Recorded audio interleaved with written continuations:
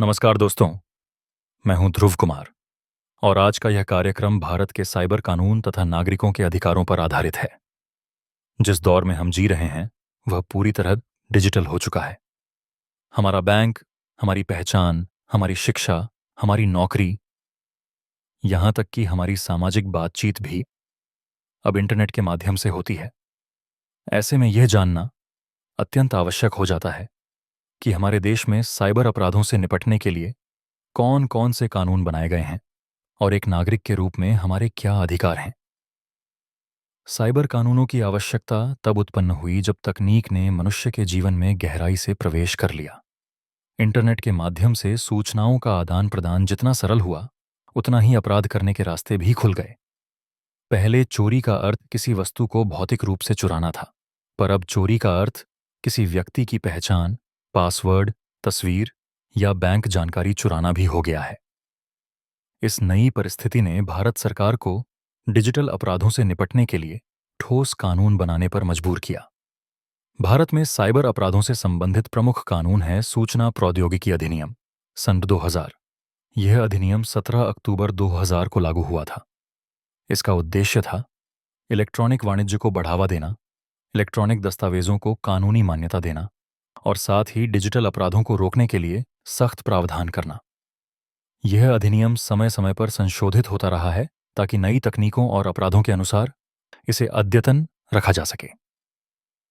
सूचना प्रौद्योगिकी अधिनियम की धारा 43 से लेकर धारा 66 तक साइबर अपराधों से संबंधित दंड का उल्लेख किया गया है। उदाहरण के लिए, यदि कोई व्यक्ति बिना अनुमति किसी कंप्यूटर प्रणाली या डेटा में प्रवेश करता है, तो यह अपराध माना जाएगा। अगर कोई किसी की निजी जानकारी को नुकसान पहुंचाता है, मिटाता है या उसमें बदलाव करता है, तो उस पर आर्थिक दंड लगाया जा सकता है। धारा 66 के अंतर्गत यदि यह कार्य जानबूझकर किया गया है, तो उसे आपराधिक अपराध माना जाएगा और अपराधी को कारावास और जुर्माना दोनों हो सकते हैं। धारा 66C में पहचान की चोरी का उल्लेख है, यानी किसी व्यक्ति की पहचान या डिजिटल हस्ताक्षर का दुरुपयोग करना। धारा 66D में ऑनलाइन धोखाधड़ी या छल के अपराधों का उल्लेख है। धारा 67 में अश्लील या अनुचित सामग्री को प्रकाशित या प्रसारित करने के लिए दंड का प्रावधान है। इन प्रावधानों का उद्देश्य केवल अपराधी को दंड देना नहीं, बल्कि नागरिकों को सतर्क करना और डिजिटल समाज में अनुशासन बनाए रखना भी है। अब बात करते हैं नागरिकों के अधिकारों की। भारतीय संविधान प्रत्येक नागरिक को मौलिक अधिकार प्रदान करता है और डिजिटल दुनिया में भी वे अधिकार उतने ही महत्वपूर्ण हैं।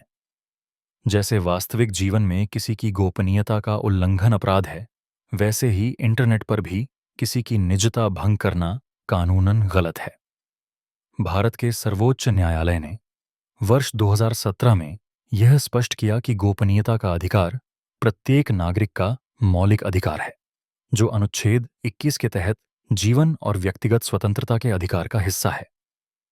डिजिटल युग में नागरिकों को यह अधिकार है कि उनकी व्यक्तिगत जानकारी सुरक्षित रखी जाए, उनका डेटा बिना अनुमति के किसी अन्य संस्था को न दिया जाए और किसी भी प्रकार के डिजिटल धोखाधड़ी या शोषण से उनकी रक्षा की जाए। इसके लिए सरकार ने राष्ट्रीय साइबर अपराध रिपोर्टिंग पोर्टल भी शुरू किया है, जहां कोई भी व्यक्ति ऑनलाइन शिकायत दर्ज कर सकता है। एक नागरिक के रूप में हमारी जिम्मेदारी भी उतनी ही बड़ी है जितना हमारा अधिकार। कानून केवल तभी प्रभावी होते हैं जब लोग उन्हें समझें और पालन करें। अगर हम स्वयं ही सावधान रहें, जैसे ओटीपी साझा न करना, फर्जी लिंक पर क्लिक न करना और अनजान वेबसाइट पर अपनी जानकारी न डालना, तो अपराध की संभावना बहुत कम हो जाती है। कानून नागरिक की रक्षा करता है, लेकिन नागरिक की सतर्कता ही उसकी पहली ढाल है। भारत में साइबर सुरक्षा को मजबूत करने के लिए कई सरकारी संस्थाएं कार्य कर रही हैं, जैसे कि भारतीय कंप्यूटर आपातकालीन प्रतिक्रिया दल CRT।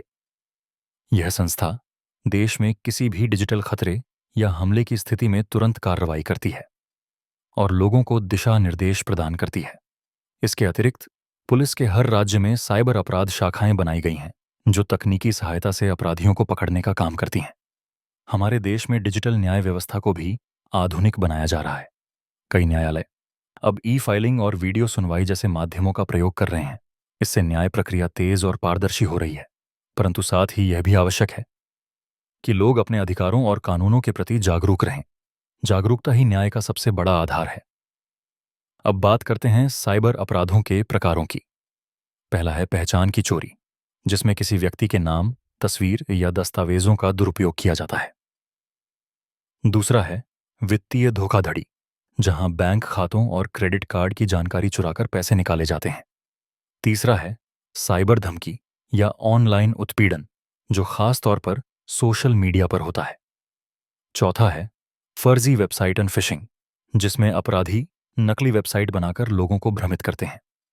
और पांचवां है डेटा चोरी, जिसमें किसी संस्था या व्यक्ति की गोपनीय जानकारी चुराई जाती है।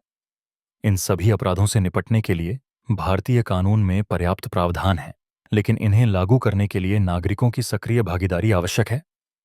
अगर किसी व्यक्ति को साइबर अपराध का शिकार होना पड़े, तो उसे तुरंत अपने बैंक को सूचित करना चाहिए, पुलिस में शिकायत दर्ज करानी चाहिए और www.cybercrime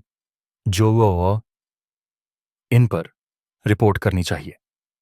जितनी जल्दी कार्रवाई की जाती है, उतना ही नुकसान कम होता है।